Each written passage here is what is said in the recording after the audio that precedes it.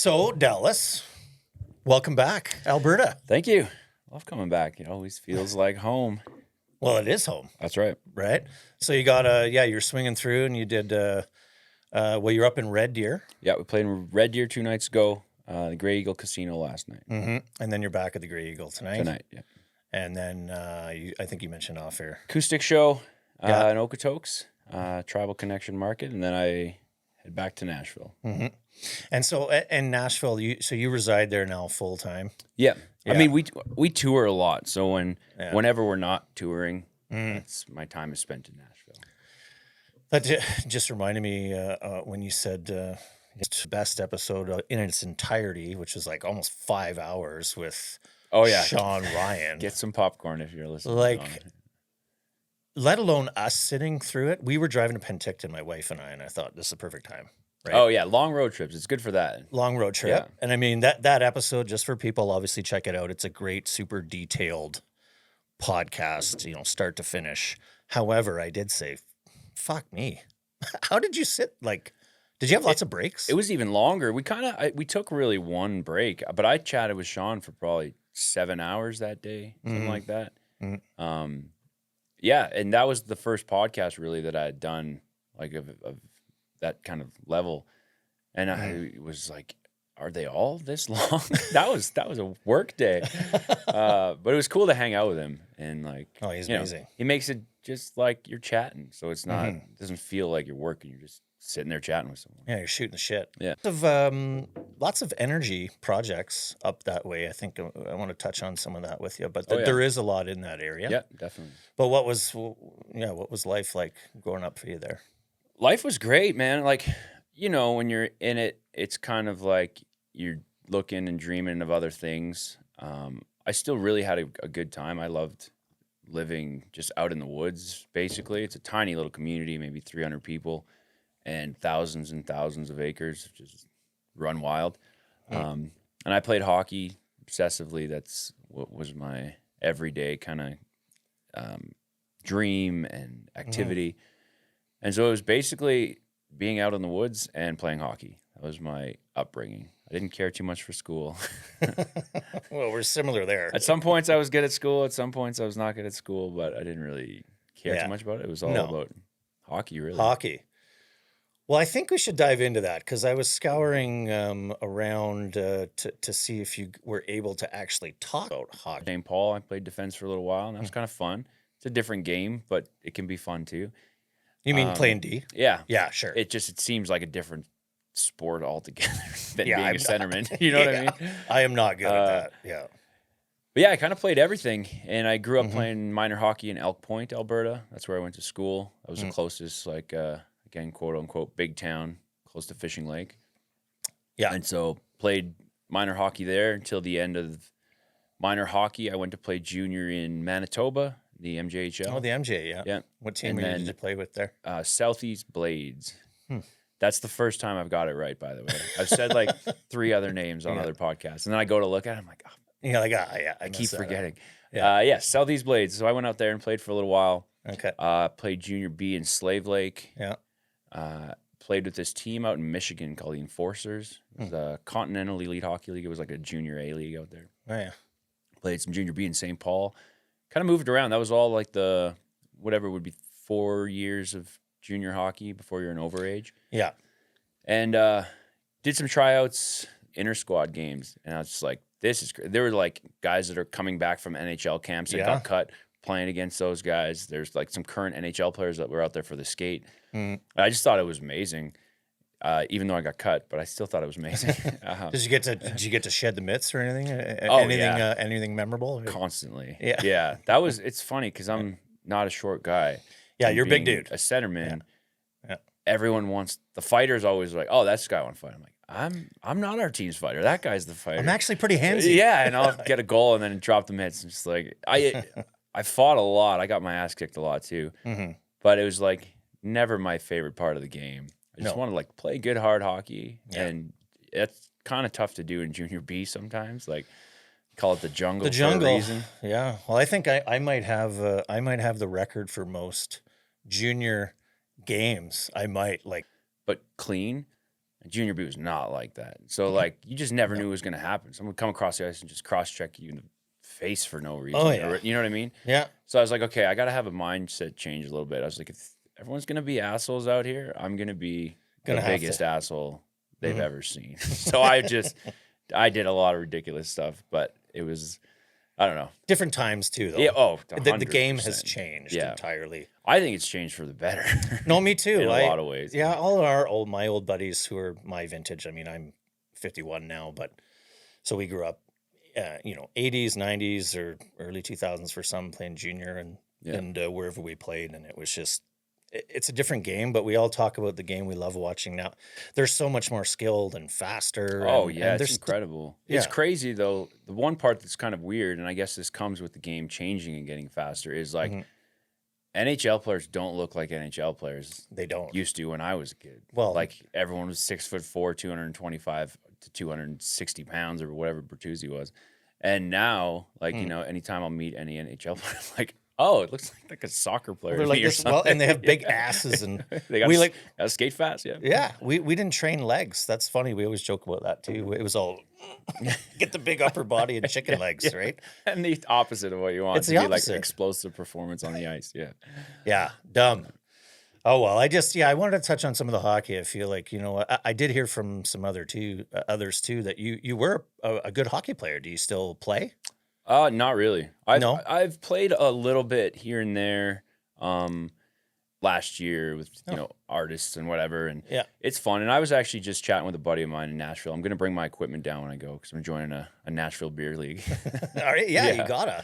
Yeah, I miss it. It's just the start of this music career was. I mean, I'm still in the start, but it was like I didn't think there was time for anything else. Like trying to build a business and play shows and trying to do it at a pace that doesn't take a gajillion years. And then all the other spare time was just for family. So I didn't really go out and play much. But I think now I'm settling into a bit of a routine where I'm like, yeah, I could fit that in. You can set aside a block for it, or and like most of I kind of switched, and if there's any spare time to go do something else that was a side thing, I've always tried to stay in touch with like continuing to do jiu-jitsu. Yeah. Because we trained a lot with that in the military. So jiu-jitsu would be like my spare time. And then like an idiot, I started learning golf, and that takes up all of your time. Oh, and it's the most frustrating. It's the best and worst sport on the planet. Oh, man. Like my teenage boys play, and they're good. So I have no choice but to get good. And then when I moved to Nashville, and even just before when I was playing, I was always find myself in these charity events and golfing, and I don't know how to golf, and I'm competitive, and you don't want to be that in my guy. life. So I'm like, I can't be the worst player every time I get into a golf cart. So yeah, I started just hitting a lot, and now the last 2 tours. Like you said, you're building your brand, and it's a extremely hard work, like you say, and we'll get into that. But I think you've laid the foundation to, learn work ethic and working hard and what it takes and failing and through your life experiences. Well, and hockey, hockey alone, a lot is, of that is a comes gong from show, playing right? hockey. Yeah, it hardens you, but then also, which I talk a lot about in here. You spent time in the oil fields too, and I think, you can tell me. So, what did you do in the oil field at the time? Kind of everything. So I can't remember the dates or amount of times, but I was in a company out of Elk Point called ECAN, and I was just kind of a helper on a bunch of different things before I ended up being a swamper on a flush by truck. So I was sort of learning that, and in view of, at the time I was still in between like my last junior year, I think it was, and deciding if I was going to go play. I probably could have played some type of semi-pro or a level in Europe. I had like a couple camps lined up, and I was kind of deciding what I was going to do. So you did your you did your overage year, like at 18, 19, and you're like, this town and you're sucks. Full of piss and vinegar. No women here. There's no cool anything really. It's just like all these shitty oil field trailers and maybe one bar, and I'm like, this ain't worth the trade-off for the money. No. And so that was a rig. You said you were on a rig? Yeah. Well, we'd go to different ones. Different rigs. Yeah. So like he was the mechanic. Oh, okay. So they'd be like, oh, we got a problem over here. We'd go and work on it for a day or 2 days, 3 days, whatever it was. Yeah. There's no shortage of work. Yeah. Yeah, so I kind of did a bunch of things, but the last one was swamper on a flush by truck. Okay. Yeah. And then, and it was during that time, I think you had mentioned it before, that this is where you had met someone who tipped you off about. Yeah, it was the truck operator. He had done a stint in the military, and he was a comms guy in the Army somewhere. And he just, through our conversation, like sometimes you sit there for just hours and hours as you're like trying to flush out a well. He told me about that, that's where I was like the crossroads between, okay, hockey, am I going to go do it, or do I stick to the oil field? I don't know. Mm-hmm. But when he told me about that unit, it was like all the war movies I've watched growing up with my dad, everything Arnold and Rambo, and just Commando, like everything, sniper, it all. I was like, oh, I guess that would be a job somewhere. I didn't know we had a unit like that in Canada. Yeah, I had no idea. Yeah, I really dove into it, and I remember just like my focus shifting completely from thinking I was going to play hockey, you know, just as long as I could, to like, I want to go do this thing. Interesting. Well, and so an interwoven in there would we'll get into the music after your military, but were you already dabbling in singing at all, or just a fan of music? At that point? No, just a big fan. So actually, well, if you back up a few years, in high school, I sang in like a band. So when they were playing at the campfire and they passed the guitar around, I'd be like, oh, I know one, you know? And that was like all of my motivation to learn guitar. But no, I wasn't really. It wasn't on your radar. No, not at all. No. Interesting. Well, I wanted to see when it kind of reared its head for you. We were talking earlier just about, I'll give a shout out to a mutual friend of ours, Jason Price, who was one of my first. He might have been my first. It was like COVID times when everybody was trying to figure out what to do. Yeah. And I did some random podcast with Price. And just for fans of country music, this is a friend of ours that picked up a guitar in his 30s, and he was really trying to show his son that if you start something, you finish. So I'll take lessons with you. Yeah. Discovered he had a voice. Comes a country artist. And now he's a country artist. It's just like, I love it. It's unbelievable, you guys. So anyway, you've got kind of a similar story, but then you find yourself, so you go through the whole rigmarole of... Before I tried out for JTF2. And at first they told me the infantry was full and they're not taking any more infantry, whatever. And I was like, I don't know if I believe this guy. So I was like, okay, well, just call me if there's an opening. And you're like, no, we have all these other jobs you can do. And I was like, I don't want to do any of those. Right. And just call me if there's an infantry opening. And it was like a week later. They're like, okay, we got a thing. Yeah, maybe we have. Yeah, you're going on basic training in October. So I went and did the basic training, the boot camp stuff, and there's different like soldier qualifications and infantry specific stuff. And then I got to battalion, 3 PPCLI in Edmonton in 2006. Okay. Yeah, I was going to ask where, because I was mentioning to you off air, I feel like there's a vast majority of Canadians that just have, myself included, that have no idea about our Canadian military and where operations are and where they train. And yeah, I mean, I served for almost 17 years. I'm probably still in that boat. Yeah, you're still figuring it out. Yeah. Well, so I guess, and there's I guess because I work in the sector, I'm aware of the air weapons range. I've been in there, like up in Cold Lake Air Weapons Range, but that's obviously you wouldn't have been up in there. I never went there. That's actually close to where I grew up, but I never gone there for any type of training or anything. Okay. And so how long before, you got... I don't even know what the psychologists are looking for. Probably people stupid enough, I guess. Crazy enough? Yeah. So whatever you have to pass the psychological test, whatever that means, I have no idea. And then the physical test is like a particular mile run or whatever, 3 kilometers. There's like running, push-ups, pull-ups. It's just like a physical test to be like, can you go do this? Because selection's not easy sort of thing. Right. And it's kind of basic before you go to selection. Right. Yeah. Yeah, you mentioned that before. Yeah, it's a lot easier until you get to... Would you compare it to like Hell Week that they talk about for SEAL training, like after for the GTF2? Yeah, like less ocean.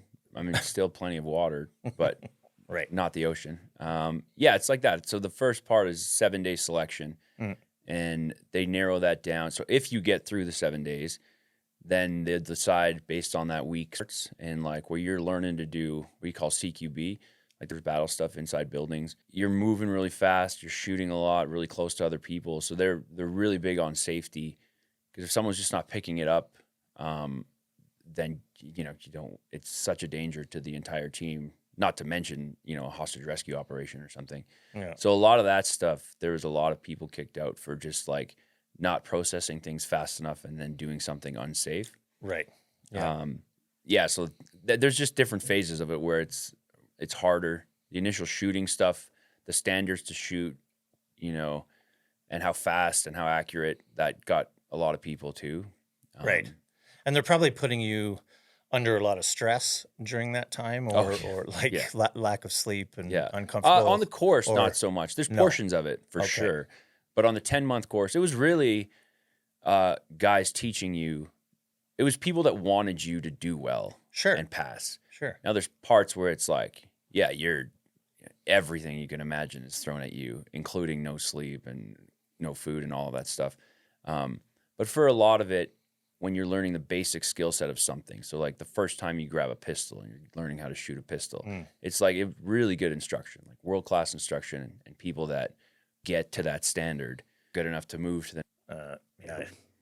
Crazy. So how many total would you think have, I guess, applied or tried to get in, and how many was in the final number? Like hundreds? No, yeah. And it comes down to like maybe 20 people. They say like the attrition rate's like in the high 90%. Yeah, so not very good odds. Yeah, I think you got to be lucky too a little bit. I think I got lucky. Yeah, they got to like you. For sure.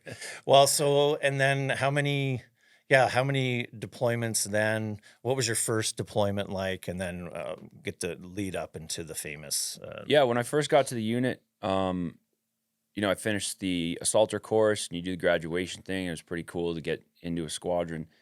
And then you just start trying to train up to their level. So like you learn on course and you're here and you think you're like some kind of rock star. And then you get to a squadron and you're like, oh, I'm actually an idiot. Actually pretty average over here. Yeah. And so you just try and get up to the pace of the guys that have been doing it for a while. And my first deployment would have been 2000. So I got there in 2009. The end of 2009 is when we were done that course and graduated and moved over there. My first deployment was now that's... well, no, because there's lots of guys within that first, couple of years of being in 3 PPCLI that had got deployments, and it just like I got skipped over this, or like, oh, you're on a course, so we're gonna send someone else, and so it was almost more frustrating because I wanted to have experience overseas before I got to JTF2. Yeah. But it was, the time was right because the deployment was awesome. I enjoyed it, learned a lot of different things. It was kind of an outside of the box one. Supporting our intelligence service in Kabul, doing source handling stuff. So a lot of it was like kind of undercover, covert stuff. Dressed like an Afghani on a street corner, and just like all kinds of stuff. Riding around a motorbike in the city and doing.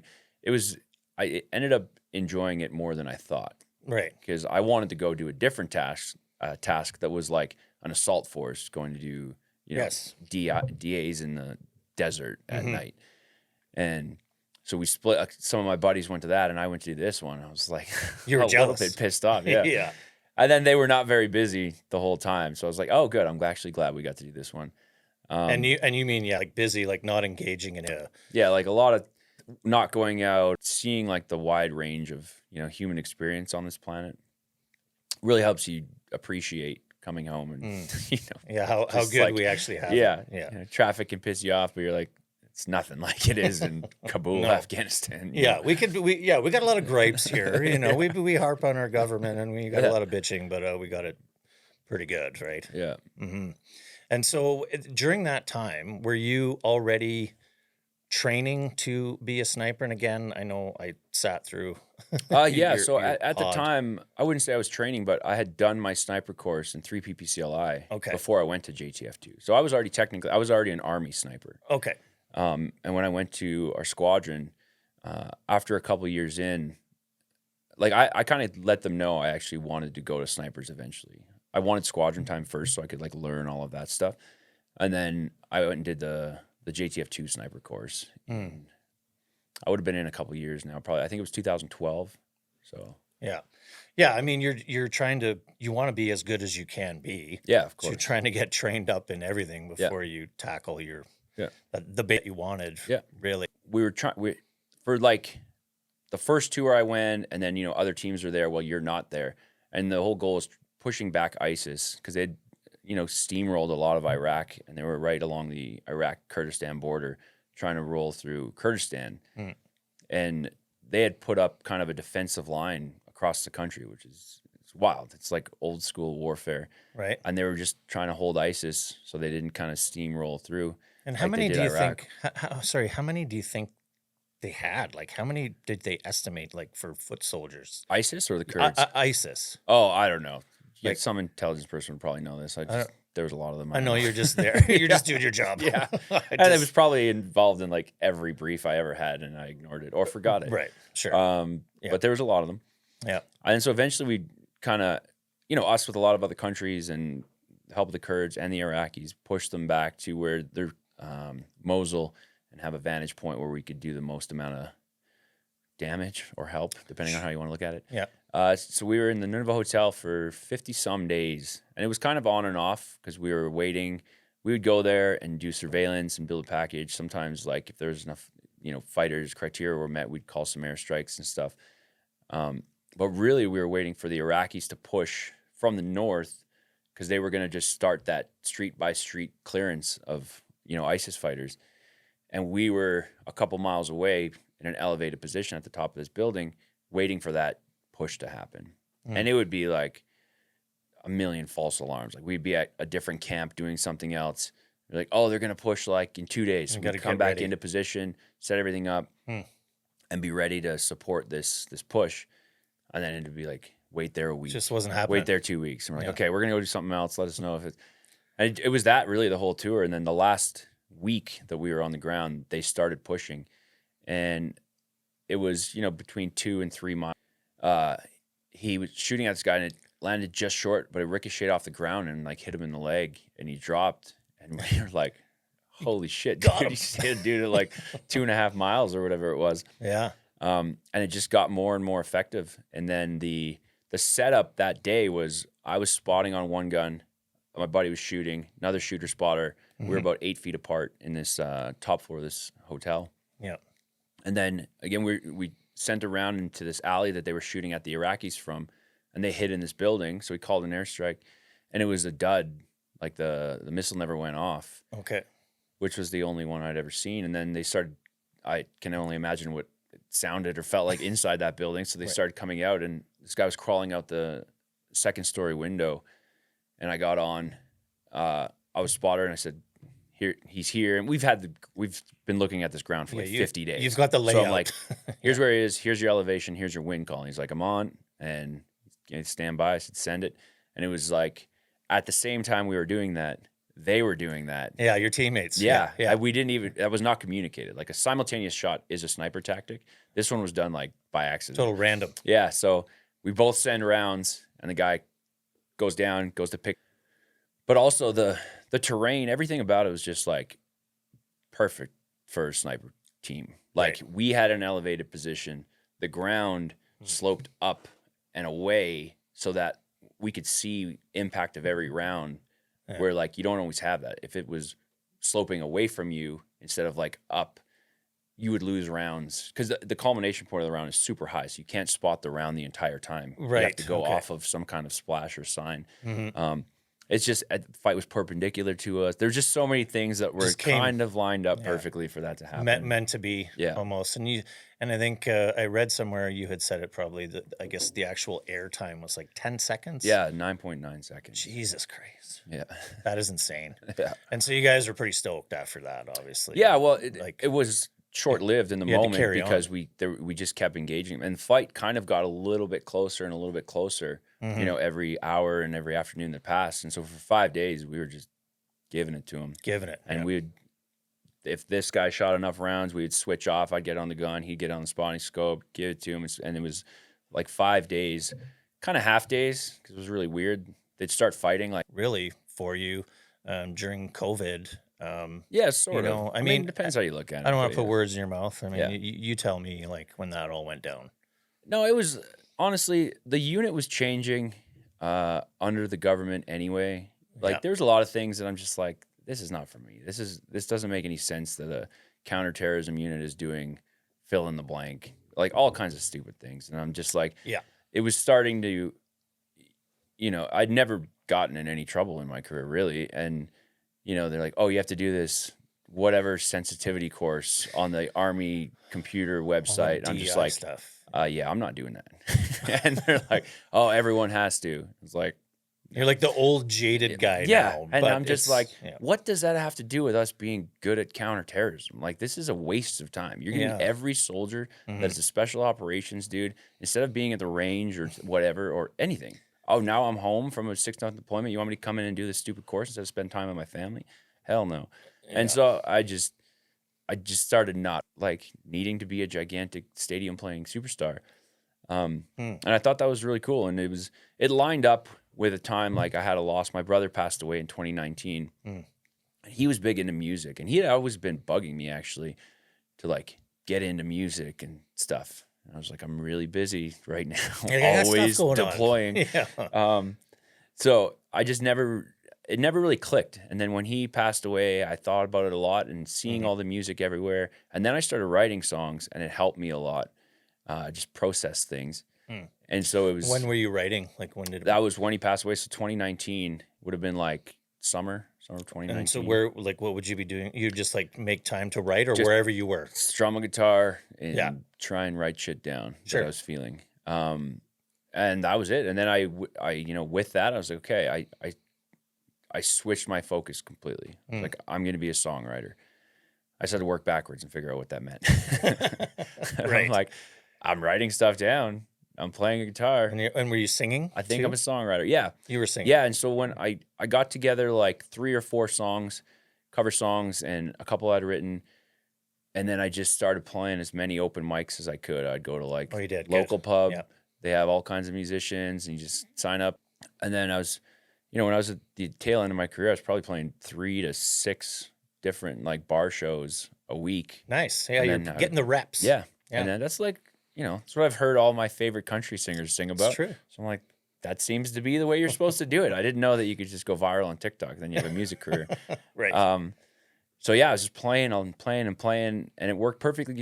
It gave me a new focus. Like I was kind of over the unit and how it was changing and stuff. And the COVID stuff came in, and that was just like a final straw. Yeah. I didn't think it was going to hit our camp like it did, because we're secluded from everything. We're a tiny little camp in the middle of nowhere. And I was like, oh, we're not gonna have to worry about this. Like, we're a special operations Well, unit. you're the These top guys are unit, gonna be like, and it was crazy. Yeah, they Just went like, full hard. full Yeah. hard. Well, Everything that was implemented, you have to wear masks all over the place, this and that. And I was like, yeah, I'm definitely not doing that I'm in out. here. Like, we just did jujitsu this morning. Side, Called- you just so happened to be our RSM. And then that was my last day ever on camp. That was it. Was there any And- other guys that stood ground like you did, or No, no, there's guys that were found their waffling? own Yeah. way around things and navigated it. I mean, arguably, probably better than I did. Well, But- but everybody's different. Yeah, yeah. But I was like the stubborn one, and I think they wanted to also make a point out of me. Like, Yeah. look, try it. You'll get kicked out of here too. And I get it. There was a ton of pressure. There was literal coercion. There was people being ordered to go do it, which is also not allowed. It's insanity. The CO was a little more clever and sneaky about it. He ordered people to go to their appointment. Then he was like, I didn't necessarily order you to take the shot. You were just ordered to go to the appointment. But there was other people underneath that were like ordering their soldiers to go do it. Yeah. So you really you were all in, because they're like, you'll be kicked out of the military, dishonorable discharge, no pension, no pay, nothing in 7 days. Crazy. And so you're like, all right, let's see what you got. Well, and there's still people that say, it's wild. I've never gotten to talk about we obviously don't have to make the whole thing about it, but the people that still say there was no coercion at that time. There was no coercion. Oh, I'm it like, was insane. I was, because my heart was enlarged. I Yeah. had an issue. I mean- I was concerned about myocarditis. Yeah. It was everywhere. Yeah. And I did buckle in the end. We did because we had to participate in society and to do our job and to get Well, and into that's restaurants. where But more of the pressure. It's like, oh, you can't come in here. Like, well, what it's did we turn into? Like, I it was can't believe it crazy. happened. Yeah. Can't believe we went through all that. Yeah. So anyway, you left in a blaze of glory. Yeah, I essentially, mean, I was just like, it's like getting kicked out of a group of people that are just shitty anyway. You know, it's not a bad thing. Right. Like, if everyone is now this government, yes, we're going to follow no matter what makes sense. I'm like, I don't even want to work with people that are that easy to push over. No. Like, Mhm. so I'm like, especially when we're going to dangerous things and like you have to rely on these people for your life and they just fold under like Yeah. some politician Like a telling cheap them tent. something. I'm like, Yeah. we are a tier 1 unit and I know you don't agree with this. You've told me and you're still You're doing still it. doing it. What does that say? So I'm like, I don't want to go to war with you anyway. Right. So yeah, like, where's there's a your handful line? of guys that are out that I would go to war with in a second if something happened. Yeah. They're all snipers, actually, most of them. Mm-hmm. And they all were just like, yeah, we're not going to play this game. Some of them were just did it a little more Differently and, Yeah. and less loud. tactfully than me. Yeah. Well, you just whatever. You were standing your ground. Yeah, that that's was all your it was. line. Yeah. And like I said, I had one. You take your stance on things and you say how you feel, and I just find it refreshing. Earlier, I feel like conservatism, or wherever camp you put yourself in, we've been suppressed. Like we're afraid to speak our mind and challenge. Yeah. Challenge. Yeah. Well, the last few years have done that. People got canceled or lost platforms or lost jobs and lost, reputations and all kinds of stuff based on it. So it's, everyone's adjusting to the world that they're being pressured by, I think, Mhm. which is I mean, I get it. I get it. For me, I don't even think I'm in any camp necessarily. I really don't. I can't think of a politician I like. Maybe here in Alberta, I can. But yeah. like, Yeah, I was going to ask you about Alberta actually. Yeah. No, keep going. other than her, Yeah. every politician I see, and I've worked in the government for lots, so I understand how it all works, or not all of it, but I've seen enough of it. I'm just like, I can't believe we've even fallen for this system that we're in. Like, we are forced to give our money away to a place that wastes it. I really believe in us protecting the amount of freedoms we have right now, because they go away really fast and they never come back. Oh, it's true. When you're tricked into trading your freedom for some fake security, you never get that back. No, you don't. I feel like it's really been creeping in. Obviously, we can pinpoint it to when it started, and it's been going on for a long time. But it's really creeping in, this control.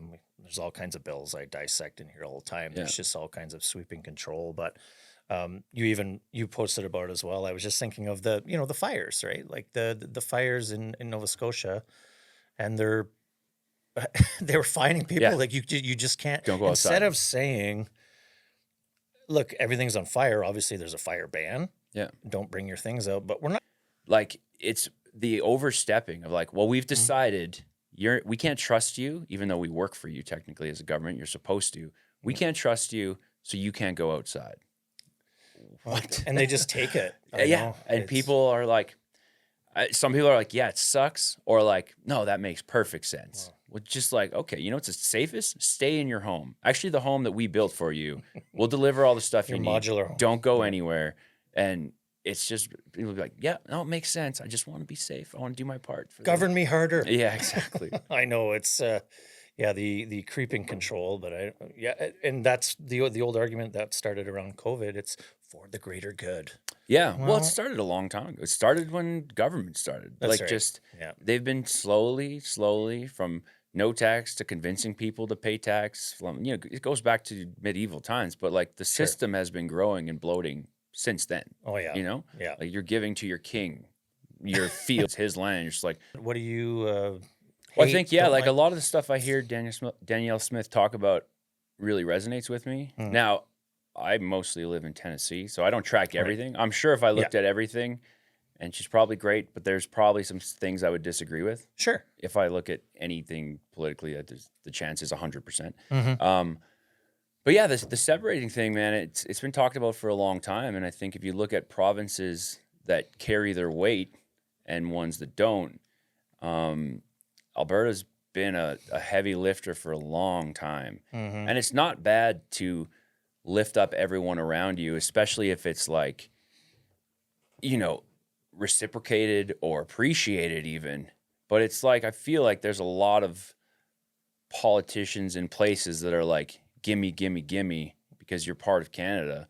But also you have to do all this stupid things you don't agree with because you're part of Canada. And you're like, it would just make it way better. All the more better. Yeah. No, I agree with you 100%. I'm not originally from here, but I've been here 25 years now. And the second I set foot here, it has a different aura, energy, real people who just want to work, stay out of our lane, let us make hay and get the hell out of our way. Yeah. Well, and the funny thing is, like, because we tour a lot, so I get to go to every place all across Canada, small towns, big towns, cities. Mm-hmm. Every province has that in it. Yes. Really amazing people, left, right, everything in between. Sure. I have conversations with all kinds of people. Mm-hmm. And, like, no surprise to anyone that probably listens to this, but, like, the news and all of this political talk, it's like it separates people so much. Yep. When Canada's full of amazing people of all beliefs, and it's just like we all just kind of want to figure out how to do it best together. Yeah. And then being pushed down our throat is that, like, this person doesn't agree with you, so it's terrible, and this person you should not talk to. Divide. Mm-hmm. And I think all across Canada, there's just some amazing people and pockets and stuff. And the big cities are crazy. They're normally get caught up in it the worst, I find. Yeah. Too dense. But, like, yeah, there's just Canada's full of incredible people. Yeah. And there's just probably more of them here in Alberta. Yeah, we're biased. But I agree. I'm all for it. All for it. Yeah. Well, obviously we gotta talk about the tour and your music. So you're love your music. You're a phenomenal storyteller. Thank you. There's a couple of songs I wanted to ask you, and then we can touch on some of the other ones. But sure. What a Way to Go. Yep. Which I think you kind of marketed as, the darkest song you'll ever. I mean, I haven't heard a darker one yet. But maybe there's some out there. I don't know. It's really dark. I have a feeling I know what you were talking about, but maybe talk about some of the inspiration in that song, because it's a cool song. Well, thank you. Yeah. It's a song I wrote by myself, and I was actually waiting in this place I was writing with other people in Nashville, and I was just messing around with those chords a bit, and I wrote it like really fast. I wrote it before the songwriters got there to write a different song. Mm-hmm. And I just kept playing it, and I was like, this is like no other song I've heard. And for me, it's very inspired by, and just so everyone knows, it's a song about killing pedophiles. Yes. It's inspired by seeing, for one, absolutely that. What you were getting at, I almost picture that song in like a Quentin Tarantino type Western, or like a there's definitely I think there could be some good sync options. So any sync agents out there, give me a shout. Put that in a movie. Yeah, right on. Well, and then so how's the release of the most recent album? How's it going? How's it being received? Good. Well, we just put out a single, which was the newest song called 7 Words. Yep. I wrote that with a good friend of mine, Danielle Bourgeau. She's a killer songwriter. Another guy named Jeff Hyde, who's insanely talented also. He plays guitar with Eric Church and writes a lot of songs for him. So that combination of creativity in a room was just so cool. I came in with the idea of 7 Words, kind of inspired by a Jamie Johnson song, Mowing Down the Roses. And I was like, what if we did this and this? And they just started jamming, and we wrote it. Came together. When we finished it, I was very excited about it. And, the way music is like, and then it's had a bunch of radio ads. I think we're over 900 and something stations kind of worldwide. Mm-hmm. And yeah, it's been doing good. And I love playing it live. Well, that's good. Yeah, it's phenomenal. Yeah, I like all your music. I like where you're taking it. But so where can people see you next, after this weekend? Where's the tour ending and going? Well, after this weekend, the tour is basically over. We've done a lot of shows this year, all over the States, all over Canada, and we've been touring pretty hard. I'm going to take a break and I think just really focus on writing and recording some new music, and then we'll pick up touring next year. So my website will have all the shows up to date on it, dallasalexander.ca. That's about it. That's it. Well, I sure appreciate you getting in here, ripping through town. I had to reach out and get your ass in here, see if I could pick your brain, man. So I really appreciate you.